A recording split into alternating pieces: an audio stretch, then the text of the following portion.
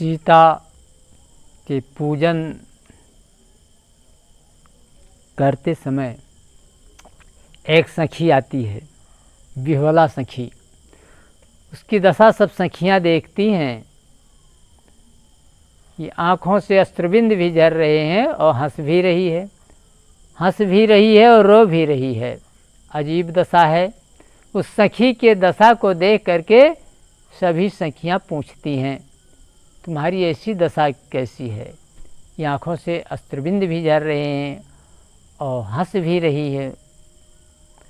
कि तासु दशा देखी सखिन पुलक गात जल नैन, कहु कारण निज हर्ष कर पूछें सब मृदुबैन। तो सखी बता रही है, बिहुला सखी, कि देखन बाग कुंवर दो आए और बै किशोर सब भांति सुहाए। दो राजकुमार आए हुए हैं देखने के लिए पुष्प वाटिका में।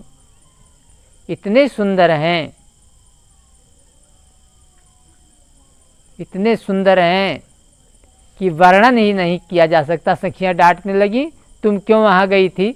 हम लोग तो आई थी पूजन करने के लिए और तुम क्यों वहाँ गई?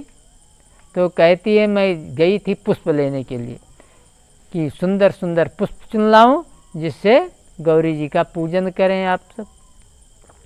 तो पुष्प लेने के लिए गई थी, लेकिन क्या हुआ कि लेवे को प्रसून गई, सूनी फुलवाई जान, अनायास कोई मंत्र मोहिनी पटक गयो, और सांवरो सलोना कर फूलन को दो ना लिए, और टोना सो चलाय सखी चित में चटक गयो।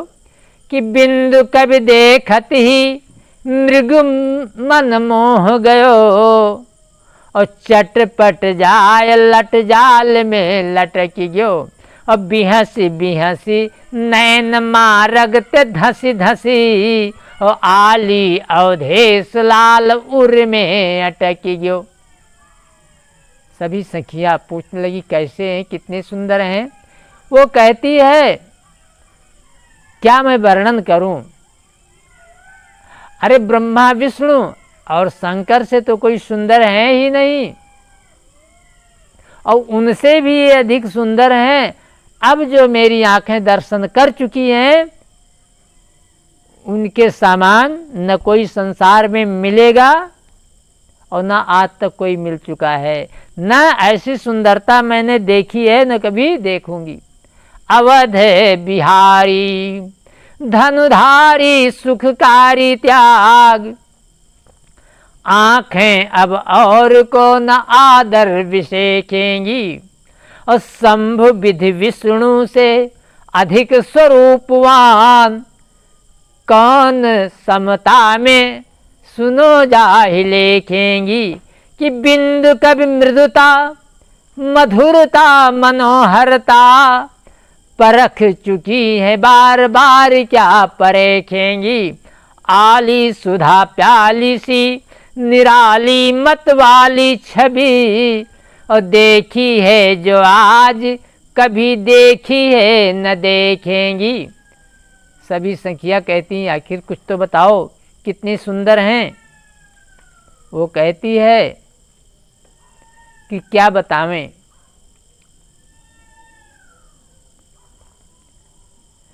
अरे जिन आँखों ने देखा उनके उनके हैं प्यारी बहन नहीं, जो जबां बोलने वाली है उनके हैं सखियां नैन नहीं।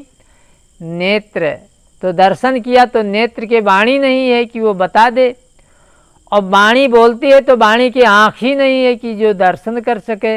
अरे श्याम गवैरे की मी कहूँ बखानी, और गिरा अनयन नयन बिनी बाणी। सखिया कहती हैं, अच्छा ये बताओ, उनके समान कोई सुंदर बालक जनकपुरी में है? कहा एको नहीं। कहा मिलते जुलते सकल का? कहा एक भी नहीं। कहा आधी सुंदरता? का आधी भी सुंदरता नहीं है किसी में।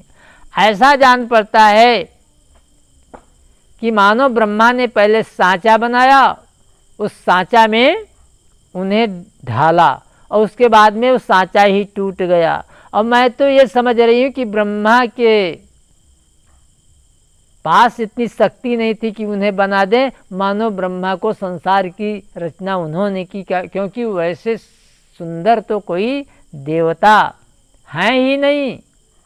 वो कहती है हमारे समझ से तो पूर्ण विश्वास है कि जिन सांचे ने ढाला उनको, वो उन्हें ढाल कर टूट गया। और लगते ही राजकुमारों को मेरा तो आपा छूट गया।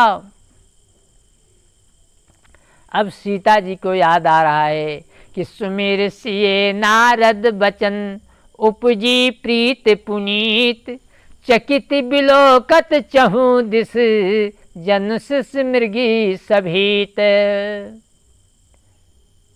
सुमिर सिए नारद बचन, उपजी प्रीत पुनीत। एक बार सखियों के साथ जा रही थी गिरजा पूजन के लिए। सीता जी जा रही थी, रास्ते में देवऋषि नारद जी मिल जाते हैं। नारद को देख करके सभी सहेलियां अपना अपना हाथ दिखाने लगीं, अपने भाग्य के विषय में पूछ रही हैं। तो उस समय जनक जी का तो प्रतिज्ञा चल ही रहा था कि जो धनुष तोड़ेगा उसी के साथ अपने पुत्री का विवाह करूँगा। सीता जी ने भी हाथ दिखाया। सीता जी ने भी कहा बाबा हमारे विषय में कुछ बताएं। देवऋषि नारद जी कहने लगे बेटी, जिनके रूप और गुण को सुन करके ही तेरा मन आकर्षित हो जाएगा, दर्शन करने की इच्छा जगेगी, समझ लेना कि वही मुझे पति के रूप में प्राप्त होंगे। तो सुमिर सिए नारद बचन, उपजी प्रीत पुनीत, चकित बिलोकत चहु दिस, जनशिष मृगी सभीत। नारद के वचन को सुन करके सीता जी के हृदय में प्रीत उत्पन्न हुई। तो चली अग्र कर प्रिय सखी सोई, और प्रीत पुरातन लखय न कोई। उसी सखी को आगे करके पीछे पीछे सभी सखियां राम दर्शन के लिए जा रही हैं। इधर राम जी जब आवाज़ सुनते हैं पायलों की, नूपुर की, कमर में करधन की, तो जान पड़ता है मानो ढोल मृदंग मजीरे सब साथ में बज रहे हैं।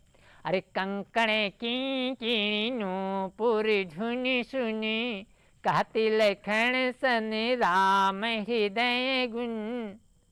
अपने हृदय में विचार करके राम जी छोटे भाई लक्ष्मण से कहते हैं भैया अरे मानहु मदन दुंद भी दीनी, और मनसा विष विजय कह कीनी।